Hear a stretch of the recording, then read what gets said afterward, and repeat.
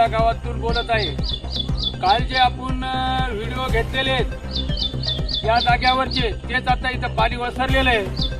या जाग्यावर इथं डिपो होता लाईनचा, ही जागा डिपोची आहे। डिपोचं इथं काही सुद्धा राहिलेलं नाही आणि हा जो परिसर आहे असंच पाणी जाऊन या इकडे शेती आहे, खाली शेतशिवार आहे, इकडे एकही पीक सुद्धा उभं राहिलेलं नाही। तरी मोदय प्रशासनाने येऊन प्रत्यक्ष तहसीलदार साहेबांनी येऊन पाहणी करावी आणि पुढील काय आपल्याला विचार करून काय न्याय देता येईल शेतकऱ्यासाठी तो देण्याचा प्रयत्न करावा, ही गावकऱ्याच्या वतीनं आपणास नम्र विनंती करण्यात येत आहे।